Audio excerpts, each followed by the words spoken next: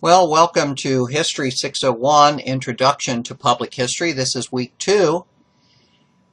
There are many disciplines that have their little alliterative rules. For example, marketing's 4 Ps.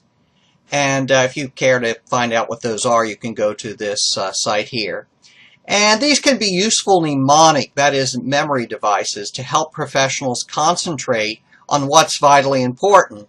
In our day-to-day functioning, in our jobs, we sometimes, through all of the very small details, lose sight of the big picture, lose sight of sort of our mission, of what we're supposed to do and what we're called to accomplish. Not wanting to feel isolated in this world of marketing and of alliterative mnemonic devices, I offer the 4 A's of public history. So let's go to it. Rule number 1 in the 4 A's of public history is audience, audience, audience. And that doesn't count as 3 rules. That just counts as 1 rule. Audience is extremely important in public history because we are, as public historians, relating to the public. So we always have to, first of all, remember the age level of our audience. We have to keep in mind, are we dealing with young people, young adults, older, middle-aged people, like myself, or those who are in their senior years? And our exhibits, our tours, our materials need to be age appropriate. And we also need to remember that when we make exhibits age appropriate, we have to avoid all those kinds of things which could be dangerous to any one of those particular age groups. Obviously, you don't want to have, children playing with objects, toys, or whatever that are too small and they could swallow. So dioramas, have to be appropriate because, kids can manage to destroy many things. And if, a small piece, a person, or in that diorama is so small that they could tear it off and put it in their mouth and choke on it, then it's a hazard. What about those who are older or those who have other kinds of disabilities? I, for instance, have some problems with my left eye and peripheral vision in my left eye. So you have to keep in mind people that have accessibility or mobility issues. You have to keep in mind that there are things that need to be avoided. For instance, one museum locally had a step in part of an exhibit which could have been replaced very easily with a ramp, and later on did have to be replaced with a ramp, because 2 older people tripped on this, and one fell and ended up having, a broken bone. And I think one, even threatened to sue or to ask for medical, reimbursement. Obviously, your insurance companies can help you at your historical society, museum, nonprofit agency, to determine what things are risk and what things are hazards. But you can do a whole lot yourself with your designers or your architects or your own staff to determine what are possible hazards. And you need to become not only aware of those things, but to educate yourself about those things as well. Now, I like this sign a lot from Google.com Images, the past, the present, and the future, all pointing obviously in different directions. And we need to determine where our audience is at. And this can be very helpful by looking at older surveys or evaluations of the museum or nonprofit society that you're involved in, annual reports, etc., to ask questions of your current audience, to interact with them, and most importantly, to listen. Too very often in modern contemporary society, people do not listen, or they listen in order to respond, in order to reply. They're not really listening to what the person is saying. Future planning, and you need to always be, willing to do future planning. Someone wise once said that failure to plan is planning to fail. And that is very, very true. Planning for the future, for the resources that you'll need, doing a SWOT analysis, strengths, weaknesses, opportunities, threats, all of these things are very important to identifying where your audience is at and where it might be. For instance, audiences are changing across the course of time. Maybe reading, every word of text in an exhibit, maybe those days are quickly becoming something of the past. Maybe we need to be more engaged with our audience in terms of the technology and the delivery of the message that we want to give. The second rule, the second A of the 4 A's that I want to concentrate on of public history is attention to detail. And it begins at the parking lot. I knew of a museum which had some really bad sinkholes and the parking lot was bad. Well, right away you should say to yourself, is this attractive? Does this make the museum look like it doesn't have any money, that it's ready to go out of business, which might be the case, but it might also be simply a matter of not putting the money and the proper resources, of not caring for the maintenance of the building and the parking lot.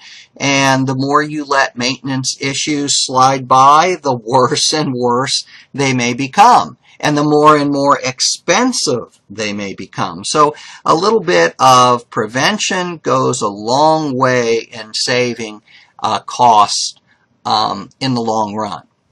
And you also have to look at things in terms of security. Is it safely lit at night? I knew another museum where people simply did not want to go to at night for nightly programs, especially those who were older. And as people get older, sometimes their vision dims at night, sometimes they get cataracts, and the place simply did not have a well-lit facility.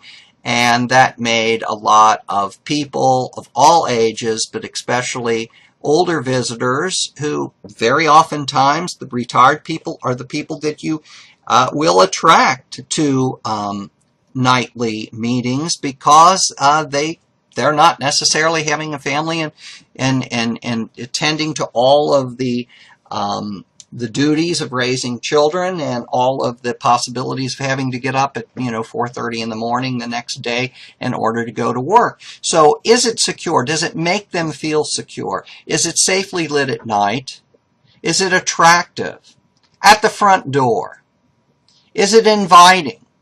Is it landscaped? A little bit of landscaping can go a long way. Everybody talks, and there's so many programs on HGTV, which is one of the Scripps channels based out of Cincinnati, and all of these different shows about how to fix up houses, how to make, how to have curb appeal for your homes in order to sell a home. Taking care of the curb appeal could mean thousands of dollars, and the difference that you end up getting in the price that you want to sell a house for. Well, the same thing applies to a museum or any other facility. Does it look nice? Is it attractive? Is it inviting? Does it show that attention to detail that the people that are running it should care about? What is the condition of the building? Is it handicapped accessible? Is there adequate signage? Museums are constantly looking at problems of signage. How do you get from point A to point B once you're inside the museum? At the front desk, at ticketing, do employees welcome visitors? Well, a rather large museum that I visited recently, and I visit museums all across the country, I thought the employees were bothered by the fact that I had come in to purchase a ticket to see their museum. You know, they were talking to one another, and when I went up to the counter, I obviously had interrupted their very important conversation with one another, and their attitude was, you know, well, oh gee, now we have to stop our conversation to talk to this person.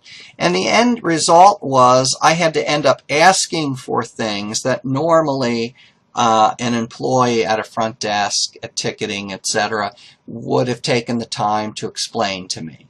You know, things like, oh, please take this brochure on our facility and open it up and show them a map, or, you know, tell them where the elevators are, where the public restrooms are, where the restaurant or cafe might be, you know, where the gift shop is. That's very important. You want to steer those patrons, those customers, to the things that are going to make your museum successful financially as well as educationally.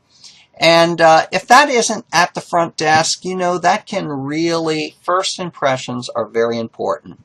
And I often tell my students, you have no idea who is standing at that front desk in front of you. It might be a member of the Board of Trustees. It might be a friend of the member of the Board of Trustees. It might be a friend of the directors. It could be the mother or father of the director. It could be anyone important. And now that in and of itself should selfishly make us want to do a good job. Because if we don't, hey, we could lose our jobs, right? But unselfishly, we need to look at those visitors as our customers, as our friends, as our supporters. And we never know where they are in life.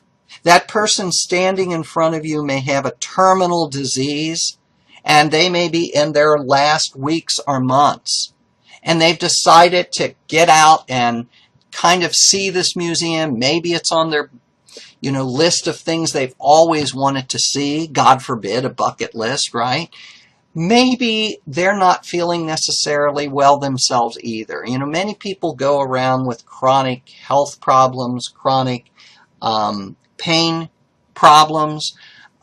We have no idea where they are emotionally, physically, mentally, what burdens they have at home, in their family lives, in their jobs. And they have come to us like they're going to go to any other place, like a movie or a restaurant or to Disney World or any other place, to a Reds baseball game, etc. They're there to somewhat, not only to learn, but to be entertained as well. This is something they've chosen to do. This is something that they're excited about doing. Welcome them. Make them feel welcome. Make their day. Even if you're having a horrible day, as a wonderful old nun who had hired me at Thomas More College years ago told me, when you get in that classroom, no matter how you're feeling, down, depressed, disappointed, discouraged, put on a happy face. It's your stage, it's your job to put on a happy face and to let the students or let the staff, other staff members, let your patrons, your customers have a good time. And then you deal with your personal problems on your personal time. Do employees smile? Is ticketing effective? Is there a museum guide? Is it available in other languages? I used to bring students from Germany and Taiwan and Japan and all over the world.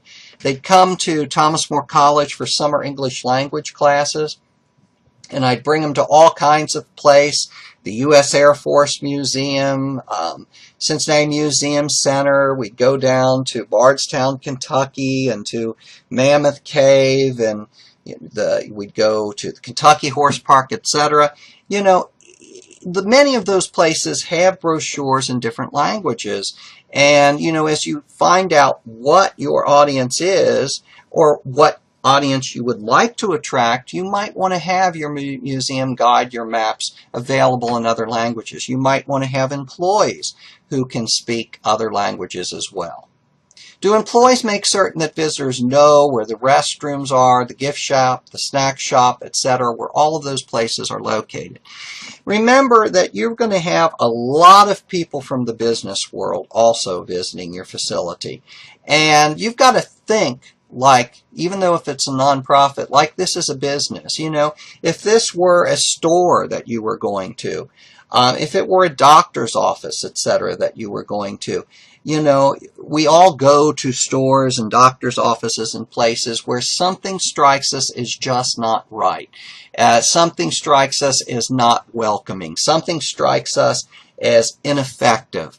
We've got to be looking from the other end. You know, even though we're on the inside, we have to try to look from the outside in at how our facilities look and how our employees act when they're welcoming visitors. Are the visitors invited to ask other questions? You know, so after you've gone through your little, you know, routine with them, say, and by the way, do you have any other questions? Attention to detail continues with the exhibits. Your exhibits need to have accuracy.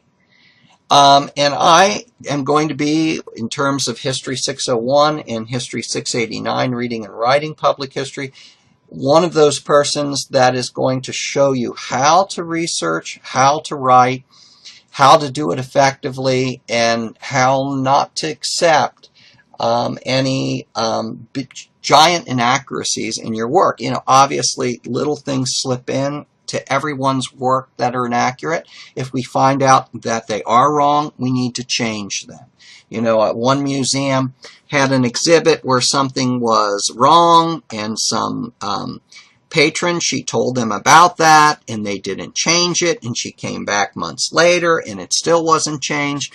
It made a very poor impression on her. Are our exhibits attractive? You know, today museums are competing with many other different diversions in the world. And are we keeping up with those other facilities, those other entertainment facilities, in terms of the attractiveness of the exhibit? Are we being effective? You know, you can be accurate and you can be even attractive, but you know, that is, you can be efficient, but you can also be ineffective at the same time. I visited an historical society. Well, I visited many historical societies which have, you know, 2 or 3 or 4 rooms filled with just about everything that the historical society owns. And there doesn't seem to be any theme to any of the rooms or any of the exhibits. They've got too many photographs out, too many artifacts. It reminds you of going into an antique store. And there's something to be said about theming things and not putting everything in your collection out.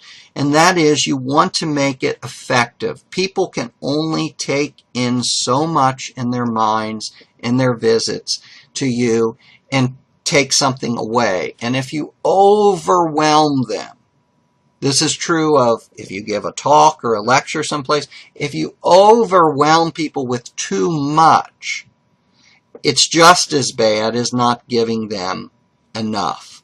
So you want to give them just enough that they want to come back and learn more, or they want to sit down and learn and read more about it in a book or on an internet search, or going to their public library, or coming back to your facility, or becoming a volunteer themselves at your facility. You know, not too much, but just enough in order that they can take something away from it and to have learned something. Is the exhibit accessible in terms of labels or signage? I've been even to large museums where the labels are just too small, and people will be going along, I can't read that, it's too small. Again, you have to keep in mind accessibility. Not everyone has 20/20 vision. Not everyone is able to be mobile and to, say, stand for long periods of time. So, if you've got a special exhibit or any kind of other exhibit, are there benches here and there occasionally where someone can sit down if they're tired? In terms of those, say, in wheelchairs or with walkers, are things at the appropriate level? Are things too high? Not everybody is 6 foot tall. You need even to make certain that the signage, the labels, the exhibits themselves are able to be seen by people who are of shorter stature.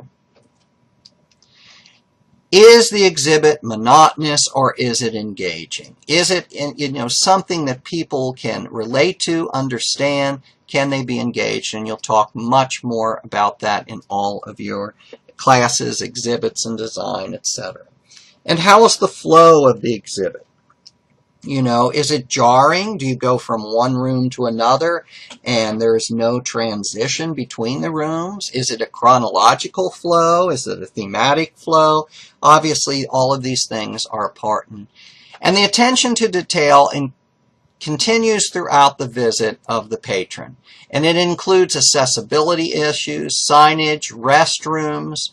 Obviously, we all have been to restaurants and to museums, to all kinds of places where the restrooms have not been very nice. And sometimes that small item of a restroom can really affect, what we think. Again, as we said before, there need to be places to sit other than this horrible commode here throughout your exhibit areas, because again, not everyone, many people have had knee replacements, many people need knee replacements, many people have back problems, all kinds of problems that require them to occasionally sit.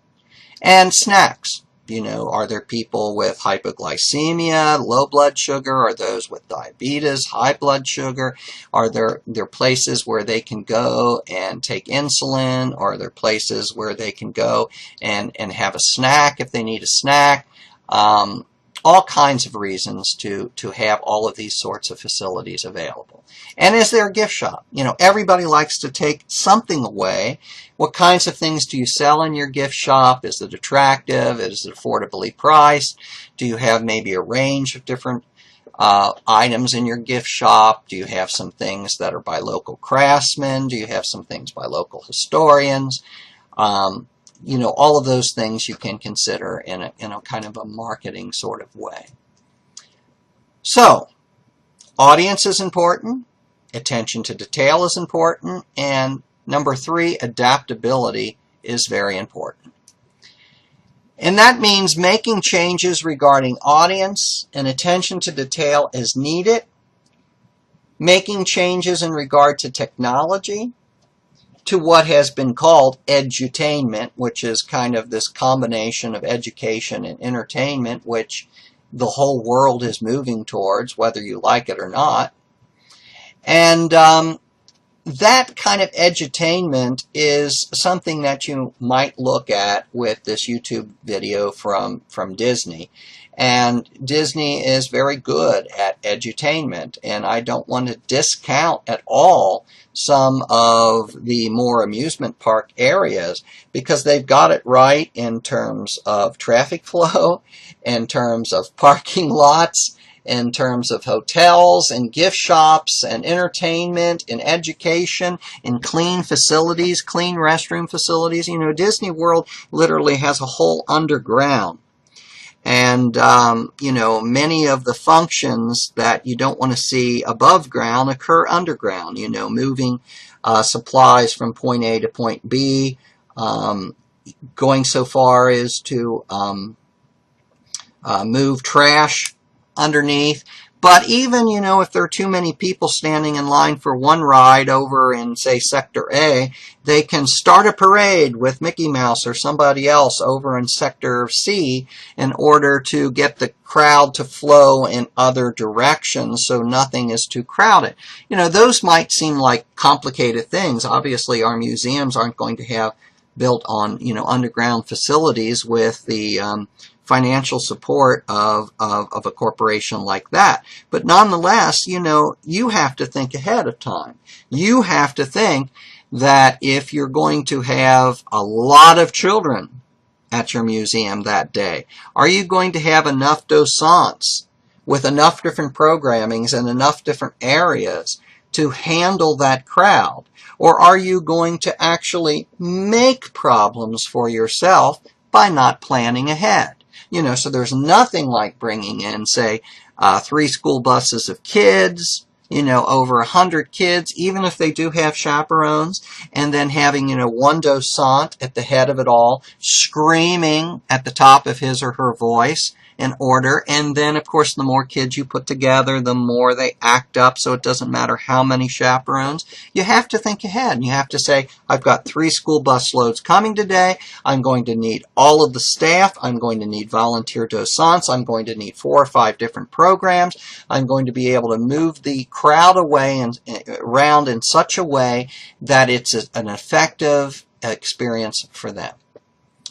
Okay, and the application of all of these things is, and this means daily application. Applying, that is, what you learn along the way. Learning from your mistakes. Trying not to repeat your mistakes. I worked as a volunteer, board member, consultant to many nonprofit organizations and have over the past 3 decades. And I cannot tell you, while you may say this is a very simplistic thing to say, Dr. Tenkate, apply what you learn from your mistakes, don't repeat your mistakes. I cannot begin to tell you. If I began to tell you right now, we would need another 3-4 hours of all the examples of all the museums and historical societies, which will remain nameless, by the way, that I have worked with and others have worked with, that repeatedly make the same mistakes again and again and again.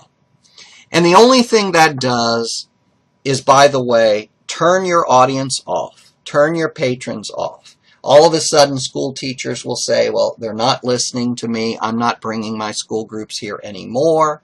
Patrons will say, they don't listen to me. They haven't cleaned up those restrooms. I'm not going to renew my membership anymore. You'll have board members start to say, nothing ever gets done. Nothing ever moves ahead. I don't want to be involved with this anymore. Interns from Masters in Public History programs, word gets around, I don't want to intern there. I don't want to be hired there.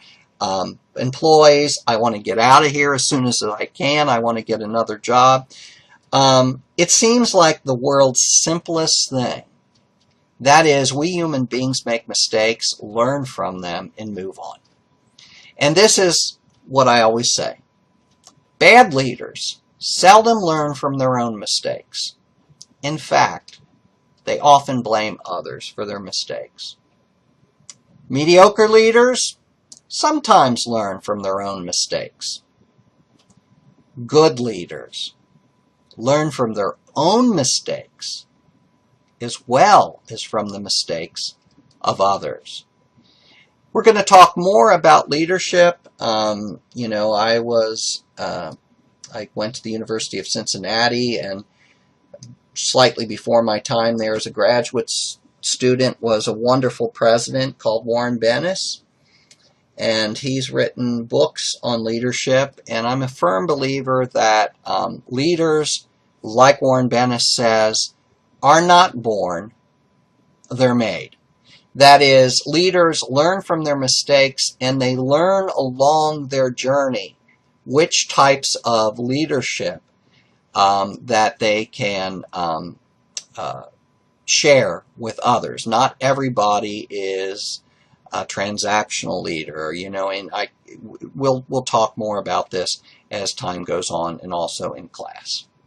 Any questions, feel free to email or phone me. I'm always happy to help, and have a good week.